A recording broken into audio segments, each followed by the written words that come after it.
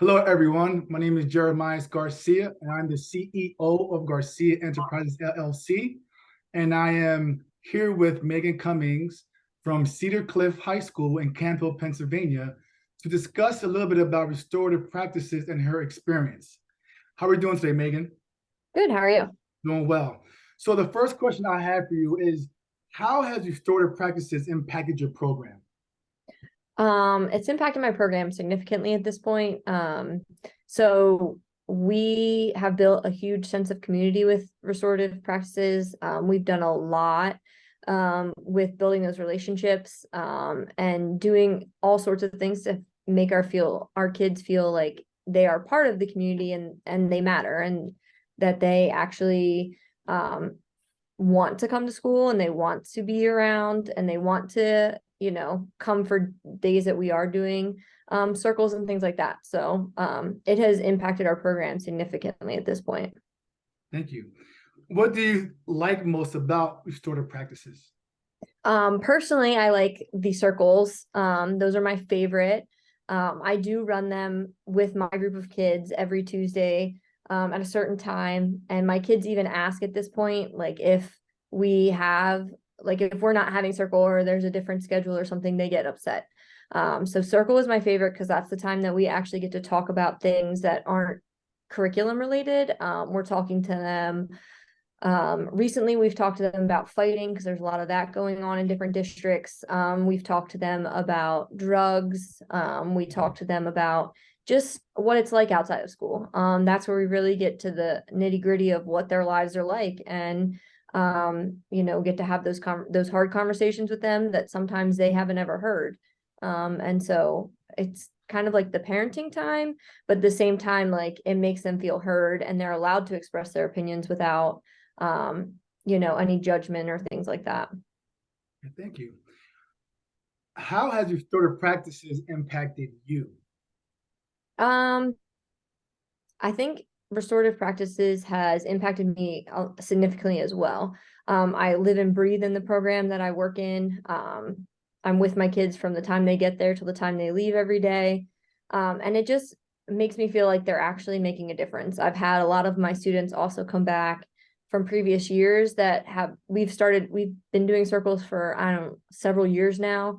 And my students have come back and asked if we still run circles and, how it's going. So like, I feel like it's impacted me a lot because I feel like I'm making a difference, even if it's just a small amount of students.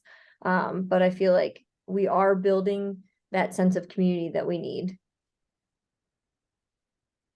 How would you say that the restorative journey has been for you? Like, what do you think has been the most important part of this journey for you? I think the most important part of this journey was seeing it actually work. You can sit like as teachers and staff and professionals, we sit and listen to people talk to us and give presentations and teach us how to do new things. That's always a new push, right? Like the newest thing or the thing that your district is running at that time, whether it be like SEL or any of those things. I think at this point, like we've been doing restorative practices for a while, and I feel like we are seeing a huge difference and it's something that we want to stick with, something that we're not getting rid of. And so going through the process, going through the training was really actually fun. It wasn't just sitting there listening to a PowerPoint, but I feel like seeing it work and seeing it actually like take hold and my students are really embracing it and actually even requesting circles and requesting topics at circle. Like I feel like it's making an impact and I'm just happy that we're getting to do it. What would you say about the training? How was the training?